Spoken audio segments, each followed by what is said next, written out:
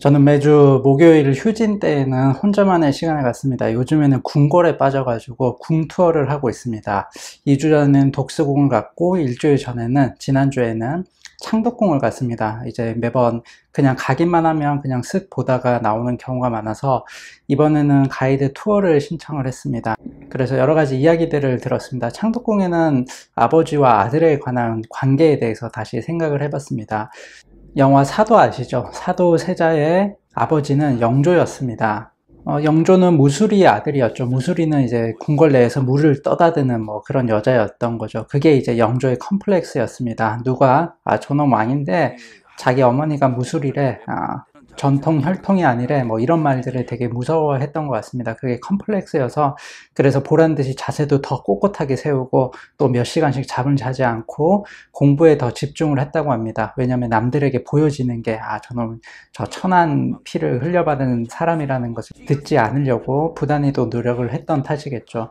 그런 영조가 또 자기 아들들한테는 또 어떻겠습니까? 그런 컴플렉스를 가진 아버지가 자기 아들에게도 똑같은 걸 바라겠죠.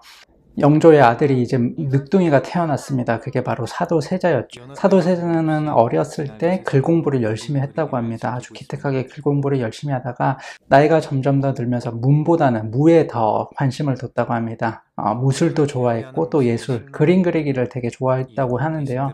그런 모습을 본 아버지 영조는 되게 화가 났다고 합니다. 마음에 들지 않았던 거죠. 그렇게 시간이 지나서 이제 사도세자가 대리청정을 하게 됩니다. 왕의 업무를 대신 맡아서 하게 되는 거죠.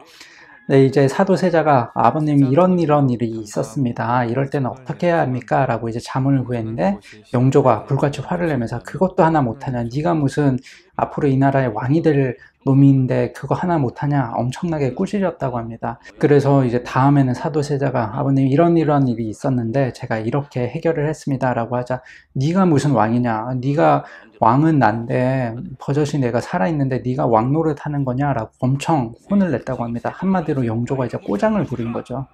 잘해도 뭐라고 하고 또 못하면 못하는 대로 욕먹으니까 사도세자는 그것이 너무 싫었다고 합니다. 그게 영조의 뭐 왕의 자리를 뺏기 싫은 권력욕이었는지는 잘 모르겠지만 아무튼 이렇게 꼬장을 부렸다고 합니다. 사도세자 입장에서는 아들 입장에서는 얼마나 죽을 맛이겠습니까?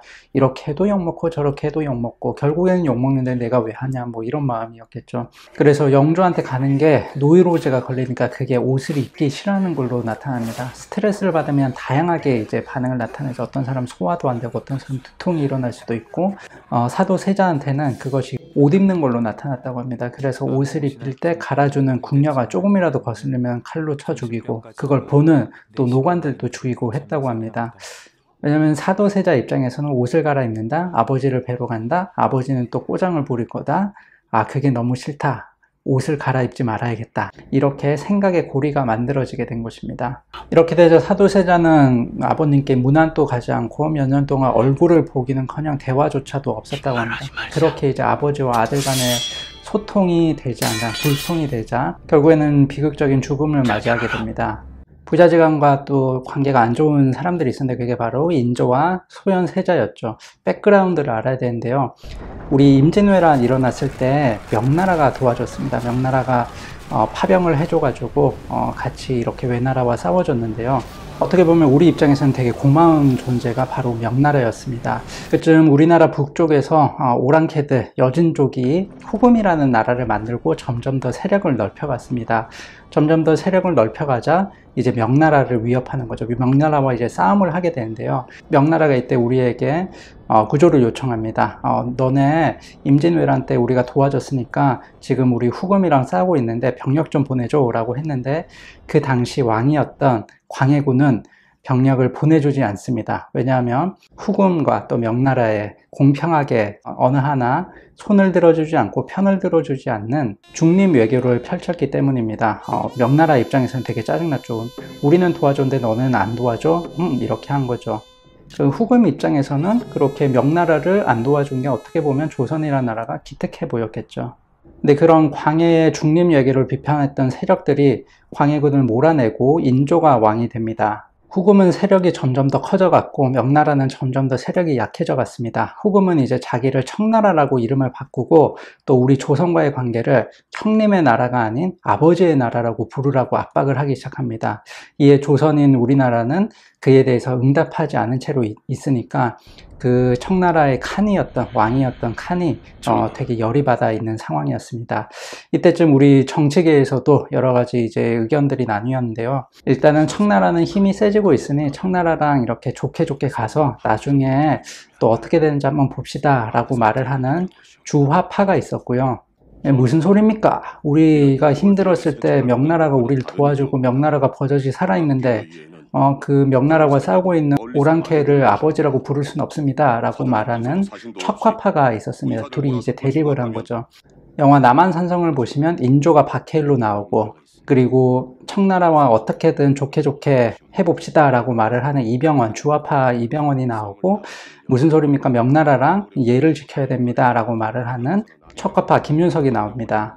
인조는 어떻게 합니까? 결국에는 명나라와 그 의리를 저버릴 수 없다라고 해서 척화파의 손을 들어주고 이에 이제 칸이 열받아서 조선으로 쳐들어오게 되죠. 이에 조선은 이제 항복을 하고 인조는 굴욕을 맛보죠. 조선의 왕은 309 고두례를 행하라! 밀매요!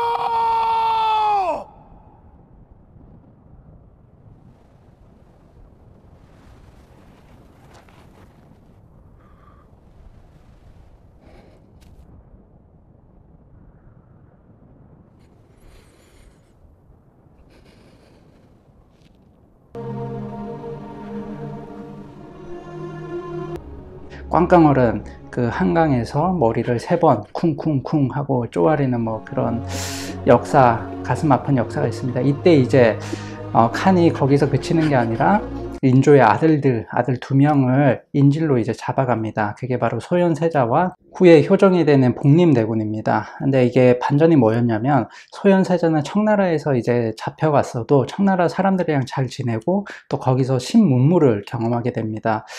서양 신부님도 만나게 되고 여러 가지 또 과학적인 것을 배워와서 조선으로 다시 돌아오게 되는데 이때 이제 아버지 인조에게 청나라 갔더니 이러이러한 것들이 좋습니다. 우리도 보고 배워야 될 것 같습니다. 라고 했는데 인조가 그에 이제 불같이 화를 냈다고 하죠. 나한테 굴욕을 안겨준 청나라인데 네가 청나라 가서 보고 배울 게 있다고? 이런 놈이 다 있냐라고 해서 이제 벼루도 막 던지고 크게 다쳤다고 합니다. 그리고 소현세자는 당시 또 백성들의 신임을 두텁게 받았습니다. 그래서인지 아버지였던 인조는 소현세자를 질투하고 귀양 보내고 결국에는 독살까지 했다라는 썰이 있습니다. 보통 우리가 부모님이라고 하면 자식이 더 잘 되는 것을 바라는 게 부모님의 마음이잖아요. 근데 부모님도 인간이라서 자식들을 시기하고 질투하나 봅니다. 특히 조선이라는 왕, 그 권력 앞에서는 질투할 수도 있겠구나라고 또 생각이 들기도 하는데요. 저는 역사 드라마나 영화를 즐겨 보진 않습니다.